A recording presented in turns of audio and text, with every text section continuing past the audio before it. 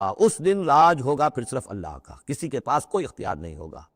یحکم بینہم، یعنی یہ کہ آج بھی راج تو اللہ ہی کا ہے، حکم اسی کا چل رہا ہے، لیکن یہ کہ پھر بھی کچھ نہ کچھ پردے پڑے ہوئے ہیں، کچھ نہ کچھ ڈرامے سے ہو رہے ہیں کہ یہاں یہ بادشاہ صاحب ہیں اور یہاں یہ سردار ہے قبیلے کا، کچھ نہ کچھ لوگوں کے نگاہوں کے اوپر پردے پڑے ہوئے، لیکن ایک دن آئے گا کہ وہ سب پردے اٹھ جائیں گے۔ لمن الملک اليوم للہ الواحد القہار، پکارا جائے گا آج کے دن کس کی بادشاہی ہے؟ اللہ کی، جو واحد ہے، قہار ہے۔ یحکم بینہم، وہ ان کے مابین فیصلہ کرے گا۔ فالذین آمنوا وعملوا الصالحات فی جنات النعیم، تو جو لوگ ایمان لائے اور انہوں نے نیک عمل کیے ہوں گے وہ ہوں گے جنتوں میں، نعمتوں والے باغات میں۔ والذین کفروا وکذبوا بآیاتنا، اور وہ لوگ کہ جو کفر کی روش اختیار کریں اور ہماری آیت کو جھٹلائیں، فاولئک لہم عذاب مہین، تو ان کے لیے ہوگا اہانت آمیز، رسوا کن عذاب۔ والذین ہاجروا فی سبیل اللہ، اب دیکھیے یہ ہجرت کا، کیونکہ یہ بالکل یعنی مکی دور کے بالکل آخری زمانے کی یہ صورت ہے، بالکل متصل سمجھیے، جیسے کہ ہجرت کے متصلاً بعد سورہ بقرہ، ہجرت کے بالکل متصلاً قبل یہ سورہ حج۔ والذین ہاجروا فی سبیل اللہ ثم قتلوا، اور وہ لوگ جنہوں نے ہجرت کی اللہ کی راہ میں، پھر خواہ وہ قتل ہو گئے اور ماتو، یا یہ کہ اپنی طبعی موت مر گئے، لَيَرْزُقَنَّهُمُ اللَّهُ رِزْقًا حَسَنًا، دونوں صورتوں میں اللہ تعالیٰ ان کو لازماً بہت رزق حسن عطا فرمائے گا۔ وَإِنَّ اللَّهَ لَهُوَ خَيْرُ الرَّازِقِينَ، اور یقیناً اللہ ہی ہے بہترین رزق دینے والا۔ لَيُدْخِلَنَّهُمْ مُدْخَلًا يَرْضَوْنَ، اور وہ لازماً داخل کرے گا انہیں ان جگہ، ان مقامات پر جن سے وہ راضی ہو جائیں گے۔ وَإِنَّ اللَّهَ الْعَلِيمُ الْحَلِيمُ، اللہ تعالیٰ یقیناً علیم ہے، سب کچھ جاننے والا، اور حلیم ہے، تحمل والا ہے۔ ذَلِكَ وَمَنْ عَاقَبَ بِمِثْلِ مَا عُوقِبَ بِهِ، یہ تو ہے ہی، اور یہ کہ جو شخص زیادتی کرے، جس نے بدلہ لیا بِمِثْلِ مَا عُوقِبَ بِهِ، جیسا کہ اس پر زیادتی کی گئی تھی، جیسا کہ اس پر ظلم کیا گیا تھا، ثُمَّ بُغِيَ عَلَيْهِ، پھر اس پر مزید زیادتی کی جائے، لَيَنْصُرَنَّهُ اللَّهُ، اللہ تعالیٰ اس کی لازماً مدد کریں گے۔ یعنی جو زیادتیاں ہو چکی ہیں مسلمانوں پر، اب ان کا حق ہے کہ ان کا بدلہ لیں، پھر اگر ان کی طرف سے اضافی زیادتی اور ہوگی تو پھر اللہ تعالیٰ کی طرف سے ان کی مدد کا پختہ وعدہ ہے۔ ان اللہ لعفو غفور، یقیناً اللہ تعالیٰ عفو اور غفور ہے، معاف فرمانے والا، درگزر کرنے والا ہے۔ ذالک بان اللہ یولج اللیل فی النہار، اور یہ اس لیے ہے یعنی یہ کہ اللہ تعالیٰ کا پورا یہ نظام کائنات کا اسی طرح چل رہا ہے، اسی عدل پر، انصاف پر۔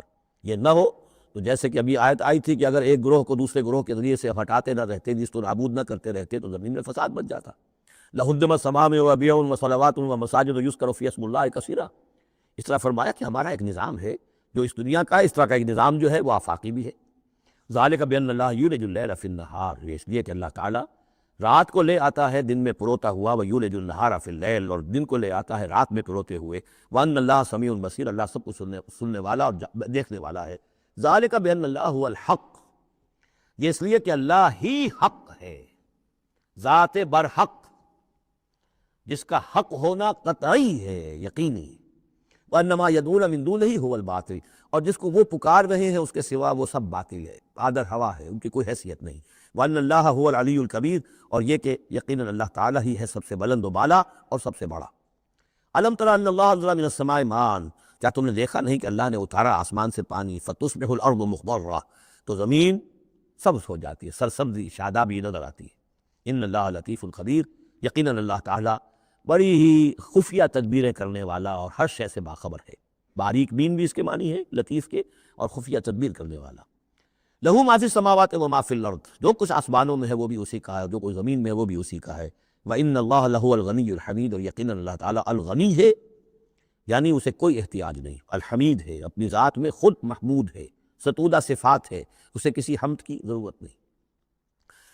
أَلَمْ تَرَ أَنَّ اللَّهَ سَخَّرَ لَكُم مَّا فِي الْأَرْضِ وَالْفُلْكَ تَجْرِي فِي الْبَحْرِ بِأَمْرِهِ، کیا تم نے دیکھا نہیں کہ اللہ تعالیٰ نے تمہارے لیے مسخر کر دیا ہے، تمہاری خدمت گزاری میں، تمہاری ضروریات کی بہم رسانی میں لگا دیا ہے ان سب چیزوں کو جو زمین میں ہے، والفلک، اور کشتی کو، تجری فی البحر بامرہ، جو چلتی ہے سمندر میں اور دریا میں اس کے حکم سے، ویمسک السماء ان تقع علی الارض، اور وہی ہے جو تھامے ہوئے آسمان کو کہ وہ گر نہ جائے زمین پر، الا باذنہ، مگر اس کے حکم سے۔ ان اللہ بالناس لرؤوف الرحیم، یقیناً اللہ تعالیٰ انسانوں کے حق میں بہت ہی شفیق ہے، نرمی کرنے والا ہے اور مہربان ہے۔ وَهُوَ الَّذِي أَحْيَاكُمْ، وہی ہے جس نے تمہیں زندہ کیا، یعنی پہلے تم مردہ تھے، سورہ بقرہ میں بھی آیت آپ دیکھ چکے ہیں، بالکل اس کے ہم وزن آ رہی، کیف تکفرون باللہ وکنتم امواتا فاحیاکم ثم یمیتکم ثم یحییکم ثم الیہ ترجعون۔ اب یہاں صرف یہ کہ کنتم امواتا کے الفاظ کو دوبارہ نہیں لائے، هو الذی احیاکم ثم یمیتکم ثم یحییکم، تم مردہ تھے پھر تمہیں زندہ کیا، پھر تمہیں موت دے گا، پھر زندہ کرے گا۔ مردہ تھے یعنی یہ ہمارا وہ دور ہے جبکہ روحانی عالم ارواح میں ہم سے عہد لینے کے بعد ہمیں سلا دیا گیا، الست بربکم، اس کے بعد کسی کولڈ سٹوریج کے اندر تمام ارواح کو رکھ دیا گیا۔ وہ ہماری پہلی موت تھی، پہلی نیند تھی جو ہم سوئے رہے۔ اس کے بعد جاگے ہیں تو اس عالم خلق کے اندر کسی رحم مادر کے اندر وہ روح جو ہے وہ لا کر ایک جنین کے ساتھ جوڑ دی گئی۔ یہ ہمارا احیاء اول ہو گیا۔ اس کے بعد پھر یہاں ہم رہیں گے تو یہ زندگی ہے دوسری، اور اس کے بعد جب موت ہوگی تو احیاء یہ اماتہ ثانی ہو جائے گا، پھر اللہ اٹھائے گا بعد بعد الموت، وہ احیاء ثانی ہو جائے گا۔ یہ سورہ غافر میں مضمون آئے گا، اس کا کلائمیکس جو ہے سورہ غافر میں ہے۔ وَهُوَ الَّذِي أَحْيَاكُمْ ثُمَّ يُمِيتُكُمْ ثُمَّ يُحْيِيكُمْ إِنَّ الْإِنسَانَ لَكَفُورٌ، یقیناً انسان جو ہے وہ ناشکرا ہے۔ لِكُلِّ أُمَّةٍ جَعَلْنَا مَنْسَكًا هُمْ نَاسِكُوهُ، ہم نے ہر امت کے لیے ان کے قربانی کے طریقے، طور طریقے، عبادات کے آداب ہم نے مقرر کر دیے ہیں جو اس کی پیروی کرتے ہیں۔ فَلَا يُنَازِعُنَّكَ فِي الْأَمْرِ، تو انہیں آپ سے جھگڑنا نہیں چاہیے، یعنی یہ کہ اگر یہود کے ہاں کوئی اور طریقے تھے قربانی کے تو اور یہاں بنی اسماعیل کے لیے ہم نے کچھ اور مقرر کیے، مسلمانوں کو اب کچھ اور طریقے ہم بتا رہے ہیں، تو اس میں کوئی حرج نہیں ہے، اس میں جھگڑنے کی ضرورت بات نہیں۔ یہ پہلے پڑھ چکے ہیں اسی صورت میں کہ ہم نے ہر امت کے لیے منسک مقرر کیے ہیں۔ وَلِكُلِّ أُمَّةٍ جَعَلْنَا مَنْسَكًا لِيَذْكُرُوا اسْمَ اللَّهِ عَلَىٰ مَا رَزَقَهُم مِّن بَهِيمَةِ الْأَنْعَامِ فَإِلَٰهُكُمْ إِلَٰهٌ وَاحِدٌ فَلَهُ أَسْلِمُوا وَبَشِّرِ الْمُخْبِتِينَ۔ تو ہر قوم کے لیے، ہر امت کے لیے اللہ تعالیٰ نے قربانی کے قواعد و ضوابط بنائے، تو وہ اس کی پیروی کرتے ہیں۔ فَلَا يُنَازِعُنَّكَ فِي الْأَمْرِ، تو انہیں جھگڑنا نہیں چاہیے نبی آپ سے اس معاملے میں۔ وَادْعُ إِلَىٰ رَبِّكَ، اور اپنے رب کی طرف آپ بلاتے رہیے۔ إِنَّكَ لَعَلَىٰ هُدًى مُسْتَقِيمٍ، یقیناً آپ تو ہدایت کے، سیدھی ہدایت کے راستے پر ہیں۔ وَإِن جَادَلُوكَ، اور اگر یہ آپ سے جھگڑے، فَقُلْ قُلِ اللَّهُ أَعْلَمُ بِمَا تَعْمَلُونَ، تو کہیے بھئی اللہ کو بہتر معلوم ہے جو آپ کر رہے ہیں، میں جو سمجھتا ہوں حق ہے، جو حق میرے پاس آئے میں اس کی پیروی کر رہا ہوں۔ آپ اگر اپنی جگہ سمجھتے ہیں کہ آپ زیادہ حق پر ہیں تو ٹھیک ہے، آپ جانیں، آپ کا رب جانے۔ اللہ یحکم بینکم یوم القیامہ، اللہ فیصلہ کر دے گا تمہارے مابین قیامت کے دن، فیما کنتم فیہ تختلفون، ان تمام چیزوں کے بارے میں جس میں تم اختلاف کرتے رہے تھے۔ الم تعلم ان اللہ یعلم ما فی السماء والارض، کیا تم جانتے نہیں کہ اللہ تعالیٰ جانتا ہے جو کچھ کہ ہے آسمان میں اور زمین میں۔ ان فی ذالک کتاب، اور یہ ایک کتاب میں لکھا ہوا ہے، یہ وہی الکتاب ہے، وہی اللہ تعالیٰ کے علم قدیم کی کتاب ہے۔ ان ذالک علی اللہ یسیر، اور یہ چیز اللہ پر بہت آسان ہے، تمہیں مشکل معلوم ہوتا ہے۔ وَيَعْبُدُونَ مِن دُونِ اللَّهِ مَا لَمْ يُنَزِّلْ بِهِ سُلْطَانًا، اور وہ پوج رہے ہیں، پرستش کر رہے ہیں اللہ کے سوا ایسی چیزوں کی جس کے لیے کہ اللہ نے کوئی سند نہیں اتاری۔ یعنی اللہ کو تو ہم بھی مانتے ہیں، وہ بھی مانتے ہیں، اب اضافی جس کو وہ مانگ رہے ہیں تو اللہ کی طرف سے کوئی سند ہونی چاہیے ان کے لیے، تب تو درست ہے۔ اگر اللہ کی طرف سے سند نہیں ہے تو وہ بھی بے بنیاد ہے۔ وَمَا لَيْسَ لَهُم بِهِ علم، نہ صرف کوئی سند نہیں ہے، کوئی علم بھی نہیں ہے، کوئی معقول بات ہو، کوئی دلیل ہو، کوئی بنیاد ہو، کوئی منطق کے اندر، کوئی حقیقت کے اندر، بالکل بے بنیاد باتیں۔ وَمَا لِلظَّالِمِينَ مِن نَصِيرٍ، اور ایسے ظالموں کا کوئی مددگار نہیں ہوگا۔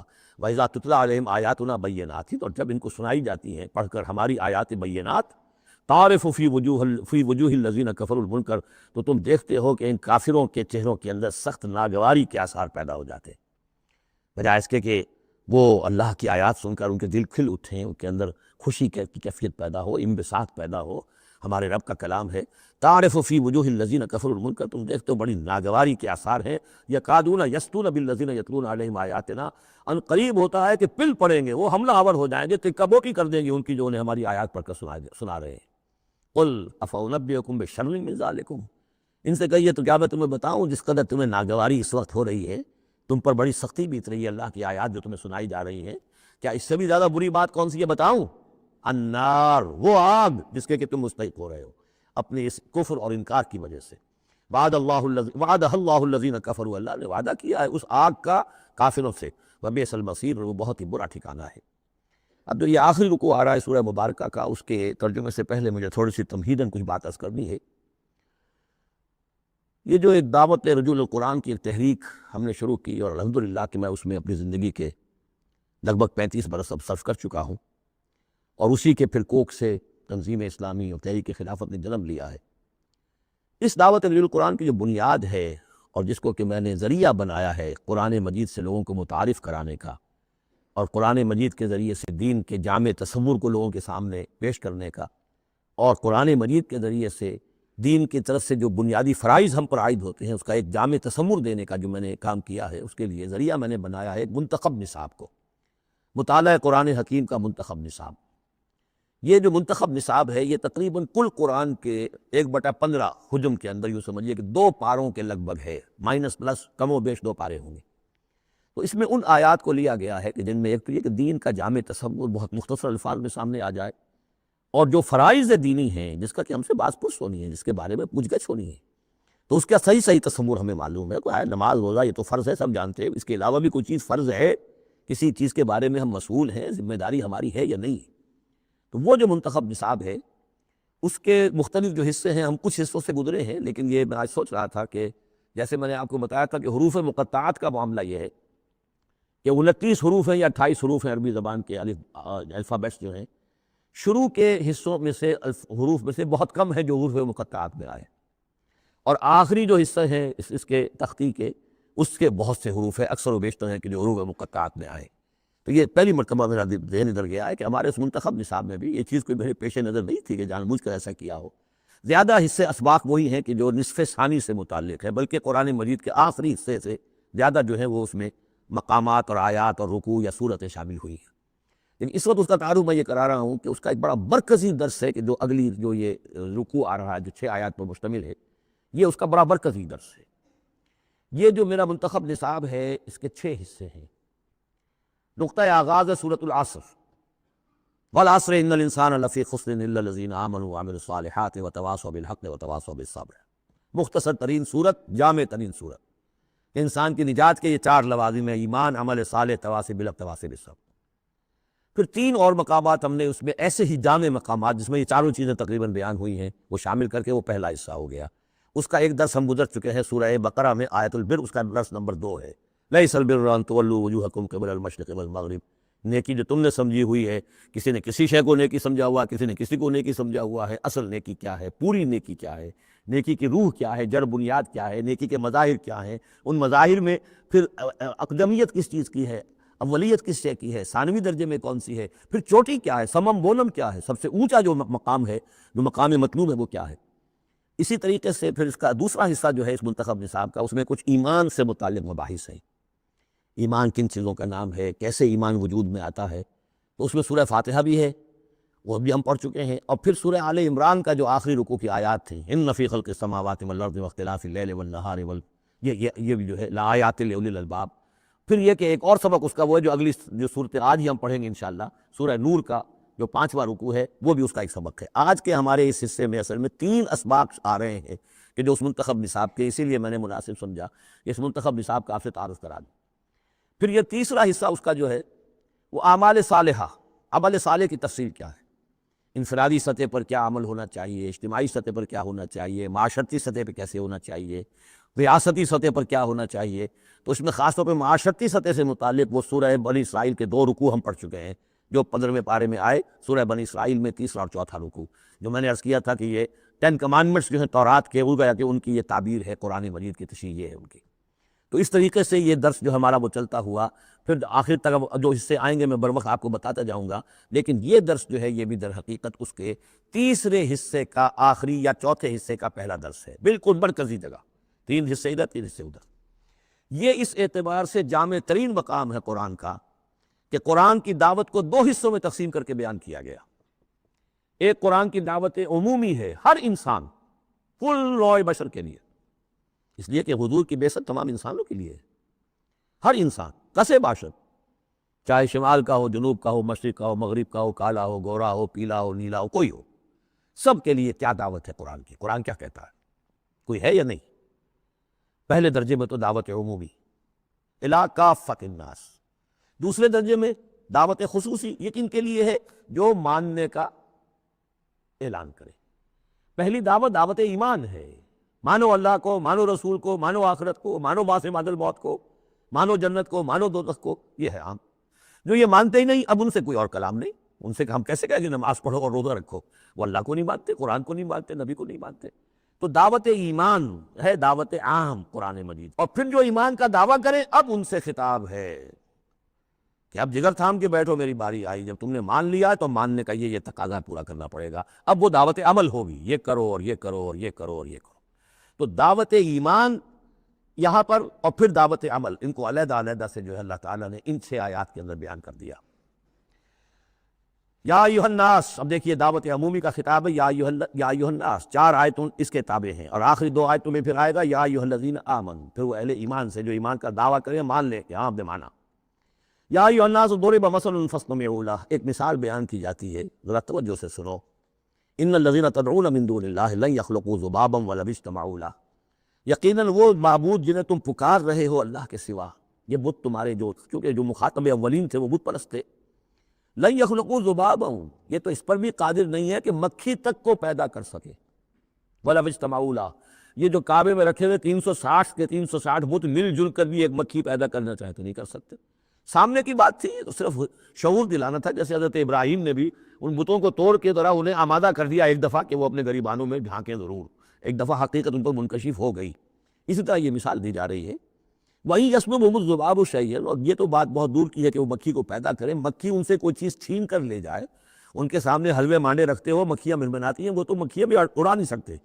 یسمعهم الذباب شیئا لا یستنقذوه منه، تو اسے واپس چھین نہیں سکتے، حاصل نہیں کر سکتے۔ ضعف الطالب والمطلوب، بہت کمزور ہے طالب بھی اور مطلوب بھی۔ یہ ان 3 الفاظ میں قرآن مجید کا توحید کا جو عملی لب لباب ہے وہ آ گیا ہے۔ انسان جو ہے، جو بھی کسی بھی درجے میں باشعور انسان ہے، اس کا کوئی نہ کوئی آئیڈیل ہے، آدرش ہے، کوئی نصب العین ہے، جس کے لیے وہ بھاگ دوڑ کرتا ہے، محنت کرتا ہے دن رات۔ تو ظاہر بات ہے کہ وہ آئیڈیل گھٹیا ہوگا تو انسان بھی گھٹیا ہوگا، آئیڈیل اونچا ہوگا تو انسان بھی اونچا ہوگا۔ یہ دونوں چیزیں جو ہے کورسپونڈنگ جائیں گی۔ اگر آپ کا مقصود ہی پست ہے تو ظاہر بات ہے آپ کی اپنی شخصیت بھی بڑی پست ڈیولپ ہوگی۔ مقصود اونچا ہو، بلند، لیکن فرمایا ان کا تو جو مطلوب ہے وہ بھی ضعیف، تو طالب تو اور بھی ضعیف ہوئے۔ جن کا مطلوب وہ بنے ہوئے ہیں کہ جو مکھی تک نہیں اڑا سکتے، تو طالبوں کا کیا حال ہوگا؟ قیاس کن گلستان من بہار مرا۔ لیکن یہ وہی مضمون ہے جو سورہ بقرہ میں آ چکا ہے۔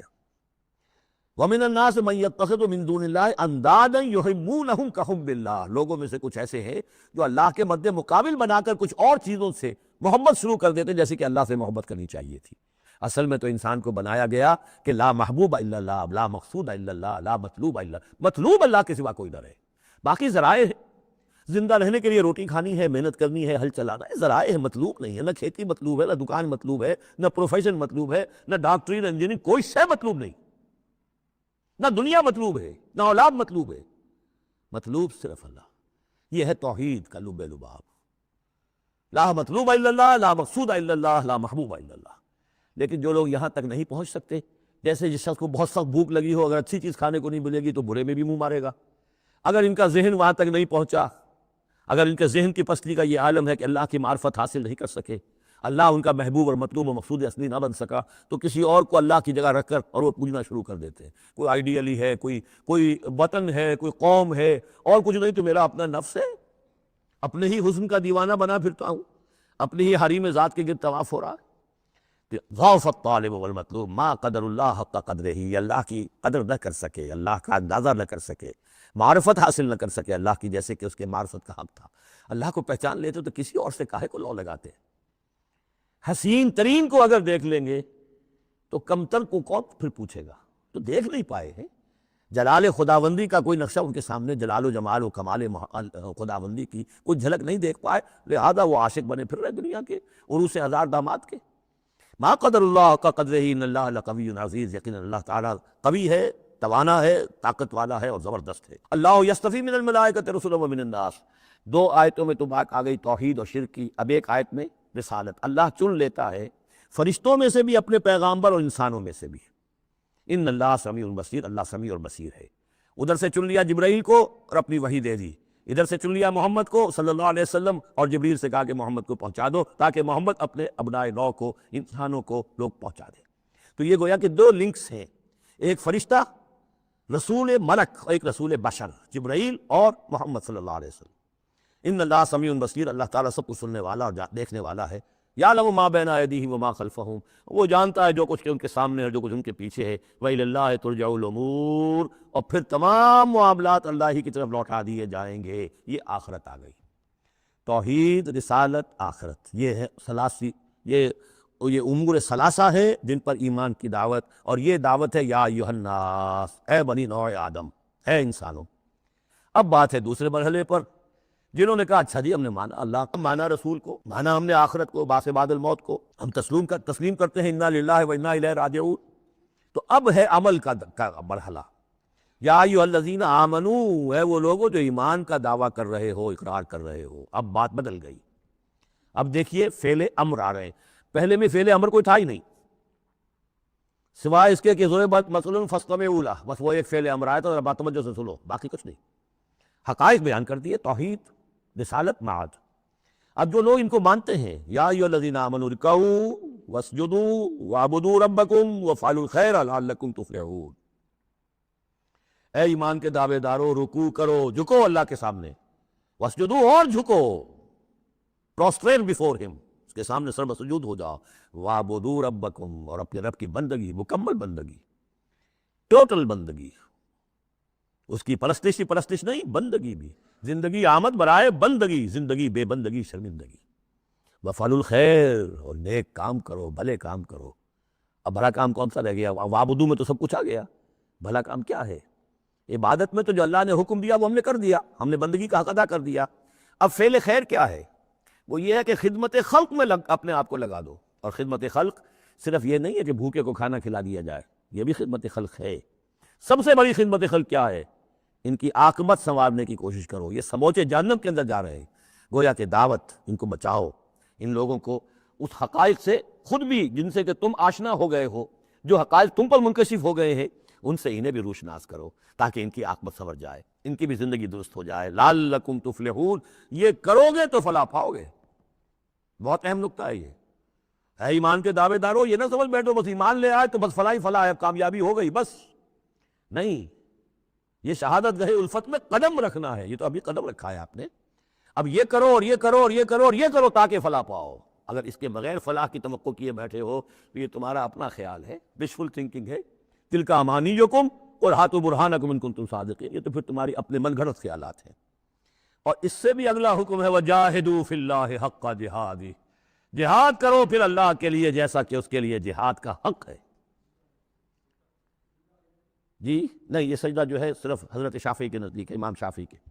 وجاہدوا فی اللہ حق جہادہ، اور جہاد کرو اللہ کے لیے جیسا کہ اس کے لیے جہاد کا حق ہے۔ هو اجتباکم، اس نے تمہیں چن لیا ہے۔ کیا مانی؟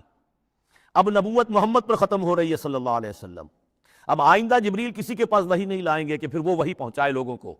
اب یہ کام یہ کہ وہی جو جبریل وحی لائے اور جو محمد نے تمہیں پہنچا دی، اب تمہیں پہنچا رہی ہے پوری نوع انسانی کے تک۔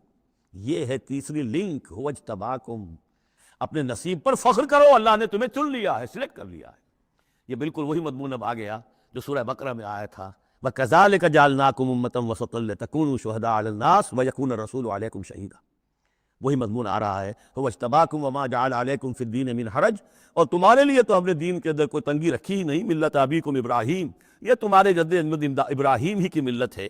هُوَ سَمَّاكُمُ الْمُسْلِمِينَ، اسی نے تمہارا نام مسلم رکھا ہے، اللہ نے تمہیں اس مسلم کا خطاب دیا ہے۔ حضرت ابراہیم نے بھی یہی کہا تھا، ربنا وجعلنا مسلمین لک ومن ذریتنا امۃ مسلمۃ لک، ہماری امت میں سے بھی ایک امت مسلمہ اٹھائی ہو، من قبل وفی ھذا، اس سے پہلے بھی اور اس میں بھی، لیکون الرسول شہیدا علیکم وتکونوا شہداء علی الناس، وہی مضمون جو سورہ بقرہ میں تھا، وکذالک جعلناکم امۃ وسطا لتکونوا شہداء علی الناس ویکون الرسول علیکم شہیدا۔ فرق کیا ہے؟ وہاں پہلے امت کا ذکر ہے پھر رسول کا ذکر، یہاں پہلے رسول کا ذکر ہے پھر امت کا ذکر۔ لیکون الرسول شہیدا علیکم وتکونوا شہداء علی الناس فاقیموا الصلاۃ، بس اس کو اپنی پوری طرح سمجھنے کے بعد اب بسم اللہ کرو، قدم آگے بڑھاؤ، تو سب سے پہلے قدم کہاں بڑھاؤ گے؟ فاقیموا الصلاۃ وآتوا الزکاۃ، نماز قائم کرو، زکوٰۃ ادا کرو، واعتصموا باللہ، اور اب اللہ کے ساتھ چمٹ جاؤ، اللہ کے دامن سے وابستہ ہو جاؤ۔ ہوا مولاکم، وہ تمہارا مولا ہے، مددگار ہے، پشت پناہ ہے، حمایتی ہے۔ فنعم المولا ونعم النصیر، کیا ہی اچھا ہے حمایتی اور کیا ہی اچھا ہے مددگار۔ بارک اللہ لی ولکم فی القرآن العظیم